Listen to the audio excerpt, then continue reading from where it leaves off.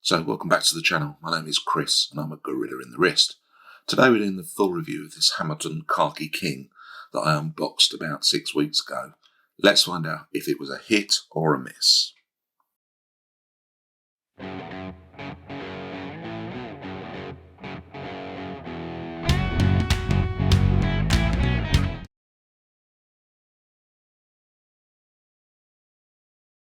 Okay, let's run through the basic dimensions and specifications for this Hamilton Khaki King.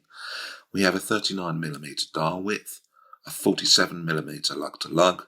The lug width is a standard 20mm and the depth of the watch is 11. It comes with the Hamilton H-40 movement, has a domed sapphire crystal, 50 metres of water resistance and weighs in at a fairly reasonable 95 grams. So welcome back to the full review of this Hamilton Khaki King II. So I unboxed it about 5-6 weeks ago. I said at the time I wasn't going to review it because I wanted to live with it and be able to give a fair assessment based on a reasonable period of time rather than the week that I normally do. That time's passed. I've been living with this watch for the last 6 weeks and therefore we're going to do a quick run around the watch and I'm going to give you my thoughts after 6 weeks of ownership. But we'll start with sort of the basics, the dimensions. So this one is 39mm across the dial. The lug to lug I measure at 47. I read other measurements much higher, but that's what it was for me. It does have 20mm lug width, and in terms of thickness, it's about 11mm, give or take. But at least 1mm of that is that rather sumptuous domed sapphire crystal. And so without that, if it had been a flat domed crystal, this probably would have been a 10mm thickness watch, which is pretty impressive. So we've got 50 metres of water resistance. We have a screw down case back with a display case. This is the Hamilton H-40 movement, 80-hour power reserve, 25 joules, 2100 beats per minute. Very impressive, very accurate is kind of my take on it so far. I've taken it off the supplied strap and just put it on this nice Vario leather strap. And we'll come back to why a little bit later. It came on a fairly standard 3-link Oyster bracelet, and we'll talk about that as well. The crown itself is branded. There's no screw down though. So this one is, as a field watch, only 50 metres of water resistance. And the dial is, I kind of like the dial. So we've got the big day at the top of the dial. We have the date immediately below that. We have a minute track all the way around the outside. We have Arabic numerals from 1 to 12 on the outer ring. And then inside those we have the 13 to 24 hours. Really nice, simple, sort of needle hands, I think I would say. Loomed needle hands. We have a very long second hand that stretches all the way out to the minute, right out to the minute. Let me show you, right out to the minute track, which I think is great. We have Hamilton above the pinion, and we have Khaki automatic below the pinion. And as I say, flip it over, we have this display case back, and that's the watch. Let's get into likes and dislikes.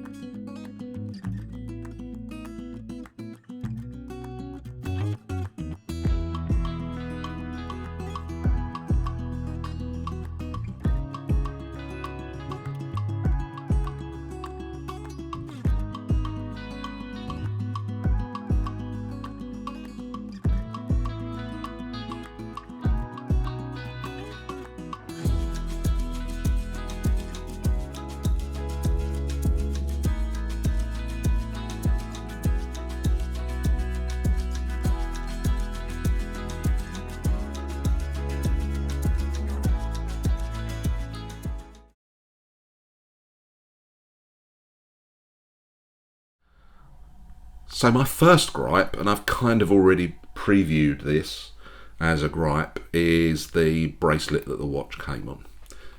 So I'm going to put it down and we're just going to look at it. Now, I think that on a $100 AliExpress watch, this would probably be okay. It's nothing special, but it would be okay.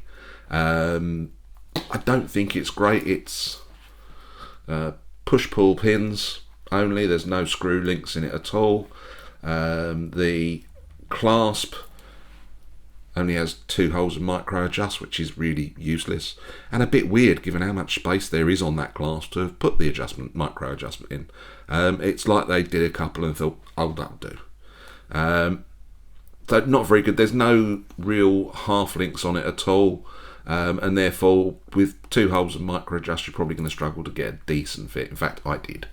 It wasn't a great fit for me. The clasp is branded, but I just kind of look at it and think, well, it's okay on a £100 watch, but I think on a $500 watch, it's just not good enough. And my other second gripe, disappointment, is the Lume. So you'll see a Lume shot, or you will have seen the Lume shot. It's okay. I think my expectation on a field watch was probably a bit greater. I think I was expecting it to be a little bit of a Lume monster, and it isn't. It really, really isn't. So for me, that is a bit of a disappointment. But that's my 2 main gripes. So my first like on this is the movement. It's incredibly accurate. It's the Hamilton H-40. So I think the original Khaki King, the first one, had an ETA-based movement. I think the H-40 is still an ETA-based movement, which is not a bad thing, but juiced up. So I think 80 hours of power reserve on this. So I can take it off on Friday after work, leave it on my desk, and when I come back on Monday, it will still be ticking away to itself very merrily. So I think that's really good. I do love the display case back. I like to be able to see the gubbins. I know that's weird. I am weird. What can I say? But for me, I really like the movement, and it is remarkably accurate. I mean, we make the standing joke about Swiss watches, but this one is absolutely phenomenally accurate. The second thing I like is I do love that vintage military vibe. It comes across really well. Now, I know I've stuck it onto a fairly sharp and modernish, I say modernish, leather strap, which is fantastic, by the way. That Vario strap is wonderful. But that aesthetic, that sort of military aesthetic and vibe, I've always really enjoyed in watches. So it's hard not to be drawn in by that. The third thing is just really, I guess, the visibility. So apart from the huge reflection that comes from my windows, this one is really easy to read, unless it's pitch black. But really easy to read. I really do like the big day up at the top. It reminds me of other watches, but I really like it. And as someone whose eyesight is going over time, it's quite nice for it to be big enough that I can read it without squinting. So the anti-squint factor is strong in this one, which I think is a great thing. And then the final thing really is just about how it wears. It is remarkably thin. As I said earlier on, it's got this domed sapphire crystal, which leaves a little bit of an extra height on it. But even so, at 11 millimeters, it sits on the wrist beautifully. It is very elegant as a watch. It is really stylish. One of the reasons why I've really enjoyed wearing it, and will continue to enjoy wearing it.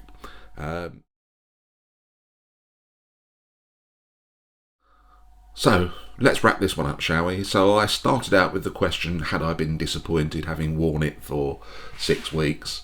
I think the answer is no. I don't think it's perfect, but actually it hasn't been disappointing at all. I have really enjoyed wearing it. I kind of mentioned the sort of 2 big bugbears for me, which was that the bracelet just isn't good enough for the quality of the watch. I do think Hamilton need to rethink that. Maybe I shouldn't have bought it on a bracelet. Who knows? Maybe I should have bought it on leather, because that's where it's ended up. on this particularly nice Vario strap, which I would thoroughly recommend, and I'll leave a link to in the description. And the Lume. Just for a field watch, the Lume isn't quite good enough. You will have seen the Lume shot. My expectation was better. So I think those are the things that I think let it down a little bit. But on the whole, this is a really enjoyable watch to wear. I've certainly enjoyed wearing it and will continue to do so. And now that it's on a decent leather strap, I suspect I'll wear it even more. But that's it from me. Please like and subscribe if you enjoyed this video. If you haven't enjoyed this video, fantastic to hear why not. And I can think about what we do differently. I am constantly trying to evolve what we do. Again, lots more coming up. So I've got an Addies dive, I have a Vario military watch, and about 5 more watches on their way from AliExpress as part of the back to school sale. That's it. I'm actually off work this week, so it's entirely possible I'll do some other content as well. Other than that, weather's good. Going to get out in the garden, have a fantastic week, everybody. Look forward to seeing you back very, very soon. Take care, everyone. Tally ho.